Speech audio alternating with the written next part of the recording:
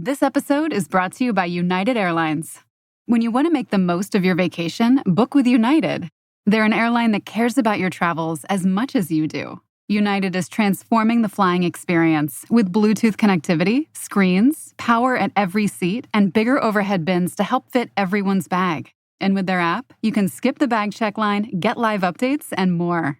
Change the way you fly. Book your next trip today at united.com.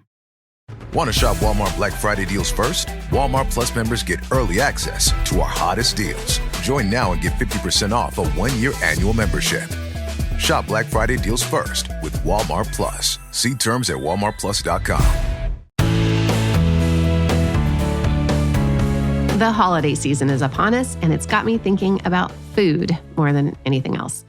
There's something very comforting about returning to the same traditions every holiday season, making familiar dishes. You know what I mean. Have you ever skipped making a side dish one year just because it's so much work and you didn't think anyone would notice, and then everyone asked for it? I'm Dr. Wendy Hunter, and I'm the pediatrician next door. I'm that doctor friend you call for practical advice about your kids' health. I mix the science of medicine with the reality of parenting. Kelly Senyei, founder of the Just a Taste food blog, author of the Secret Ingredient Cookbook, and mother of 4 young kids, is back. I promised in the last episode that she would share her dream ingredient and lots more ideas for making easy but impressive meals that your kids might eat. Okay, Kelly, what's the food our kitchens have been missing? Cottage cheese has become a food group in our house. Oh my gosh, I never would have seen that coming. Okay. And it sounds very odd. And you think to yourself, grandmas eat cottage cheese. What 6-year-old is eating cottage cheese? But I will say this, there are 2 ways that I've learned to serve it, and my kids go absolutely crazy for it. So one of the first secret ingredient recipes I ever developed was for a protein smoothie, and the secret ingredient was actually cottage cheese. So instead of using yogurt, you throw a giant scoop, and I mean like a heaping cup of 2% or full fat cottage cheese into the blender. That resulting smoothie, Dr. Hunter, is the creamiest smoothie you will ever have in your life. Cottage cheese tastes like nothing, so it goes completely undetected. And most importantly, there's like something, I don't even know how many grams of protein there is per cup of cottage cheese. It depends on the milk fat percentage.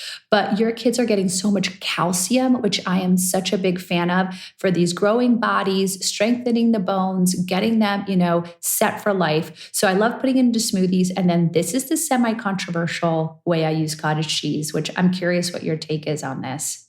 Try me. So we've talked about bolognese. Yeah.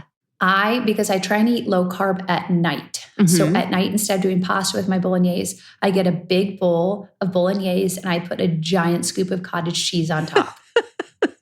I don't know if I can make that leap. You but can cottage do cheese it. is not expensive either. It's not expensive. It's literally the dream ingredient for parents. It's loaded with calcium. It's loaded with protein. It can be low in fat. It goes undetected when cooked with properly. And there's 2 other ways I add it to my scrambled eggs. That's genius.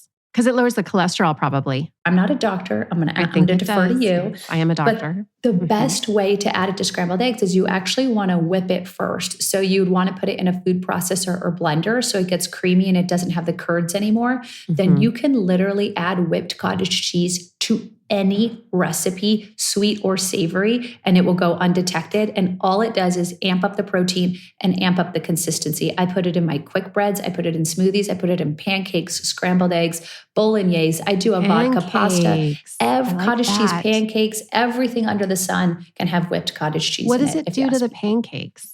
No, it just lightens the batter. So honestly, you can do it in place of the dairy or non-dairy milk. And actually, we should do a recipe for that. Maybe we should do like a recipe together. We can call it like Dr. Hunter's cottage cheese pancakes. Love it. Yes, I'm on board. As long as it has maple syrup on it. Duh, of course, and fresh fruit. I put ground flaxseed in all my pancakes, and I usually add walnuts too. Yep. I love it. And my kids are really into chia seeds now too. You have to be a little careful with chia seeds because you need the liquid with them and you don't want to have upset tummies. But my kids love the idea that they look like little bugs when they sprinkle them on top of anything. Oh my God. Okay, that would make it fun for kids. Yeah, chia seeds you need to soak in order to digest them well. And flaxseed, you need to grind. Absolutely. But you can buy it ground, but it has tons of omega fatty acids in it that are really healthy. And fiber too. Sometimes kids deal with like constipation, which I know you've seen 1,000,001 times. So it's like if you can naturally. Yeah. Okay, cottage cheese is a brilliant idea. I definitely would not have seen that. And then you use a lot of pork and beef in your household too. And I think pork is often overlooked too. I do a pork tenderloin, but instead of roasting it whole, I cube it up. My kids love fried rice. They will like eat anything if it's put into fried rice. So we'll add pineapple. We'll do it with like diced pork or chicken. That's how I got my kids to start eating shrimp, is I actually diced it up really small and added it to fried rice. And it was just another small piece within the bowl. And they just kind of ate it. And I was like, oh, you guys are having shrimp now, and not calling attention to it, which is another big thing when it comes to feeding kids. I know most kids will eat fried rice, even kids who don't like their food like hidden or touching each other. Yeah. Sometimes they'll take that and you can put an egg in there. Absolutely. Veggies, it's a complete sprouts. Meal. Totally. I love fried rice for that reason. You get a starch, a veggie, a protein. I mean, you name it, you can throw it in there. You could definitely put some sardines in there. Oh my, you with the sardines. Is this episode sponsored by a sardine company that I am unaware of? Let's talk about fats. Which oils do you like to cook with? And like, what's the difference between having one like on a salad versus an oil you cook with? Okay, so I cook truly 7 days a week because of my job. And so about a year ago, I made the switch almost exclusively to avocado oil, olive oil, and butter. Those are the 3 fats that are used. I do have a big tub of vegetable oil, but I only will use that if we're deep frying and testing something for the site, because I'm just not a fan of vegetable oil anymore. And avocado oil will do like 95% of what vegetable oil could do. Avocado oil sounds very foreign to a lot of people if you've never cooked with it. But the reason I made the switch to avocado oil, and I also love extra virgin olive oil, but you have to just understand one super easy principle when it comes to cooking with oils, is it's called smoke point. So how hot can you get an oil before it literally starts to smoke?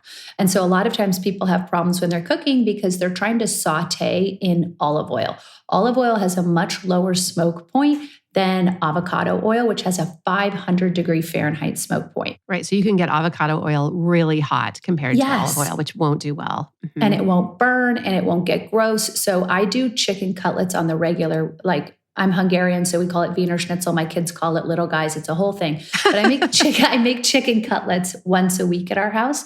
And I do them cooked in a pan in a mix of avocado oil. It's basically like a shallow fry. So it's a decent amount of oil, but because it's avocado oil, I know I can get it up to 500 degrees and it's not going to burn. They get golden brown and crispy. And it's a vegetable-based oil, but it's just so much better for you than the canolas and everything else out there.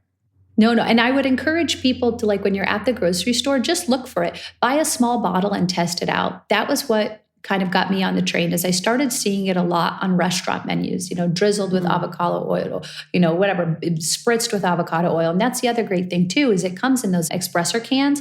So I use it now when I'm baking chicken or veggies, even in place of olive oil again, because it has a much higher smoke point. Yeah, you can spray it in the air fryer. Absolutely. Oh, yes. Thank you. Yeah, it goes right into the air fryer, no residue. It works beautifully. So big fan of avocado oil.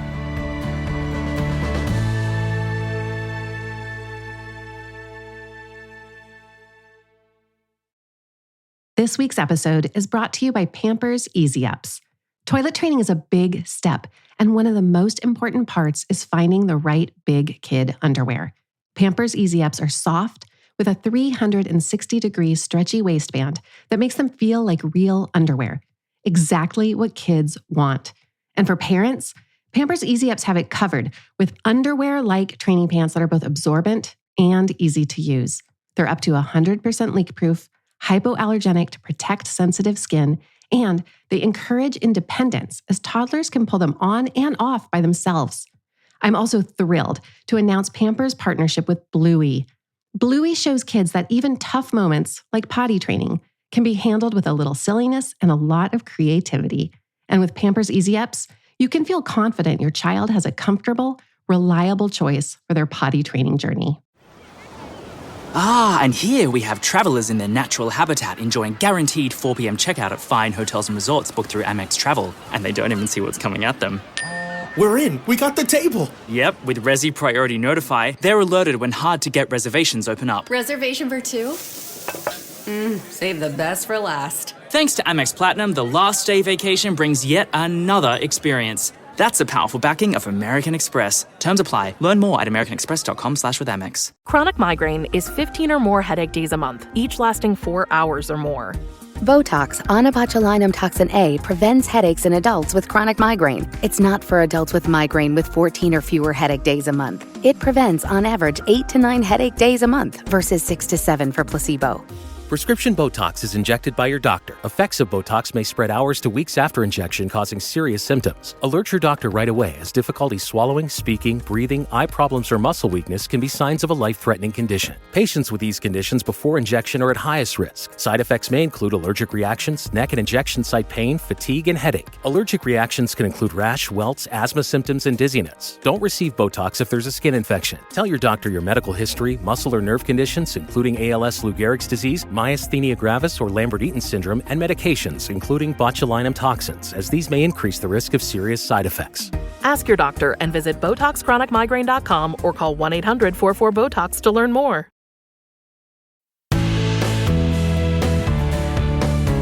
Before I get back to Kelly, I'll put my doctor nose in here and give my 2 cents. I also avoid canola oil and use mostly olive and avocado oil, and I did go down the rabbit hole on them.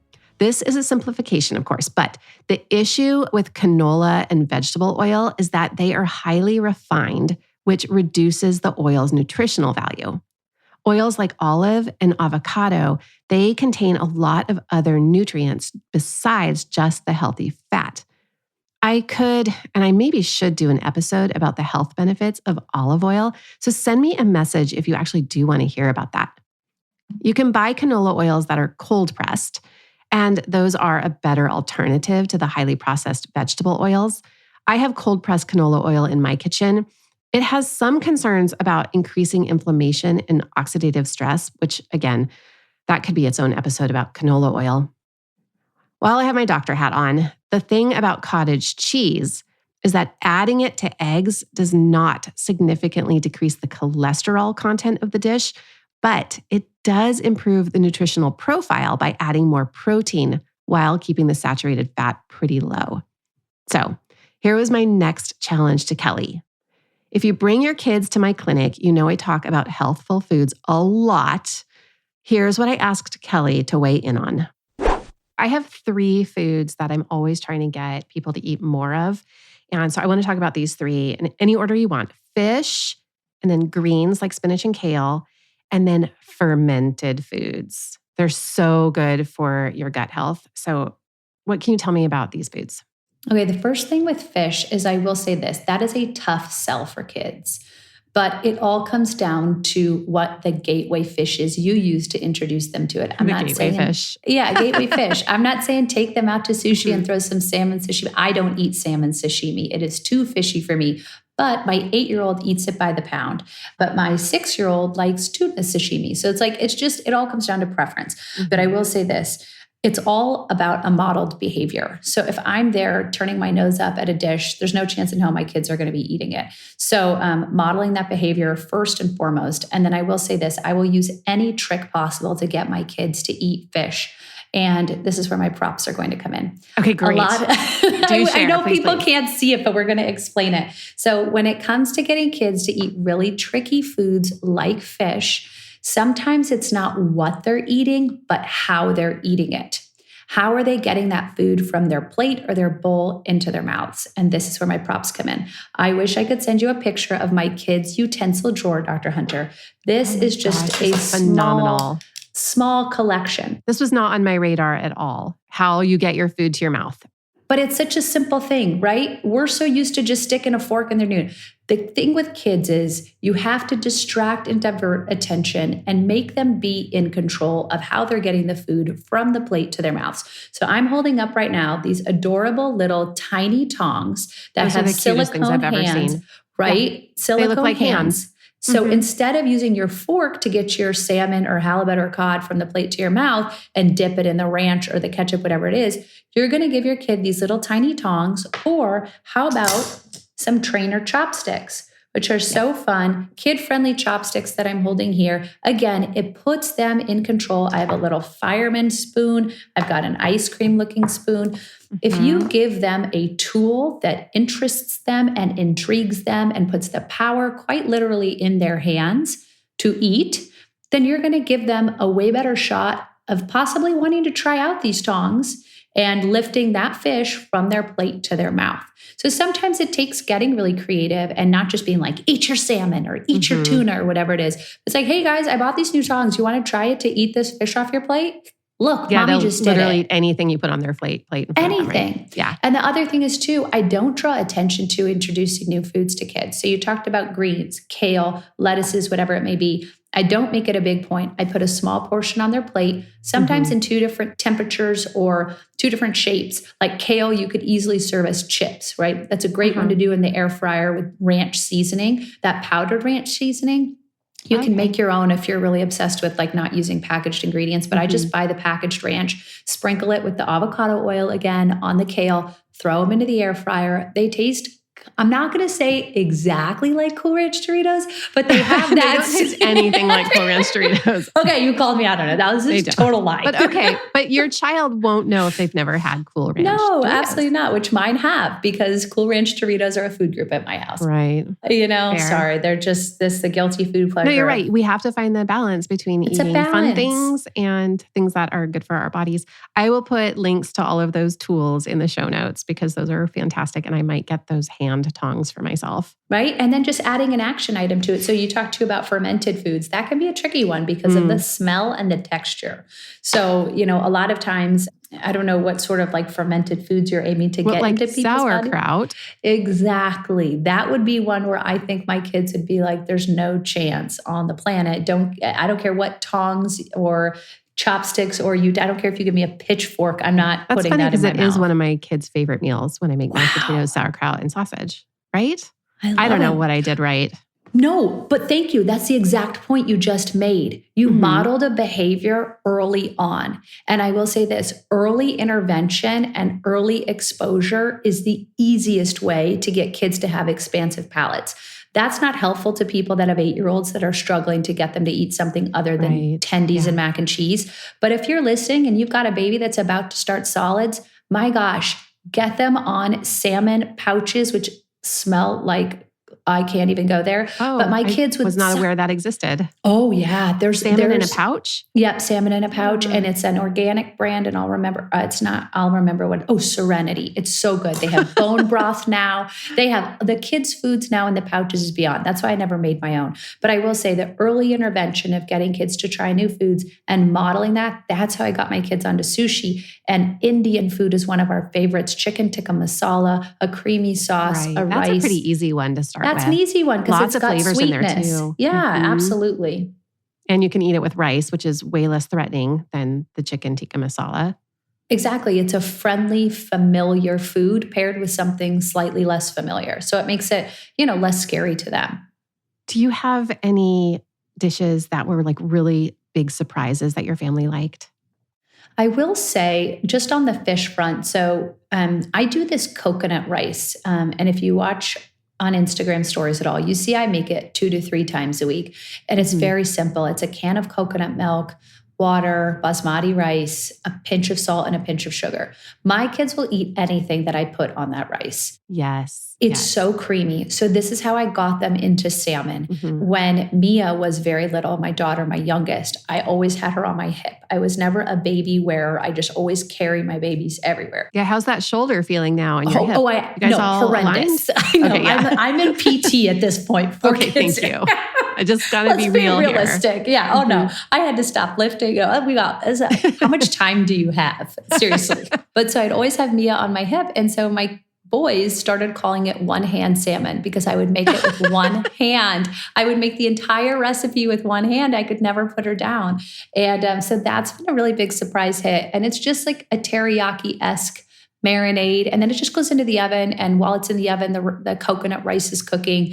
And so that's one of those things that's been a big hit. We talked a little bit about fried rice, adding, different creative ingredients to that. That's how I got my kids onto shrimp. The tikka masala, of course, has been huge. I recently have started doing a lot more Hungarian cooking. I found my late grandmother's recipe like anything binder. with paprika, right? Yes, paprika. There's paprika in everything. I literally bake everything in a packet now because I can't even do dishes. So I'll like make foil packets, but I do the coconut rice. Yes. Love that recipe. So good. And then I put on top of it a piece of fish, or you could do chicken, and then some vegetable, like whatever I have in the freezer. And I wrap it all up and I put it in the oven. And then everyone gets their own packet and I'm done. I love that. Minimal cleanup. But you need 2 hands to roll the foil. So. Luckily, I'm past the point where I have to carry her. Or I'm still carrying her, which is probably why I have shoulder issues. And I spray oil in there too. I spray some avocado oil. Avocado oil. But that's a complete meal, right? And everybody has to do what works for them. And I will say this, the most important thing is like, I can very easily sit here and preach and tell everybody, well, why doesn't your kid eat salmon? Or why doesn't your kid do this? But like at the end of the day, you have to be so realistic about what kids eat and know that there are parents that genuinely struggle with getting their kids to eat a more expanded menu of foods. So you put chocolate chips in stuff.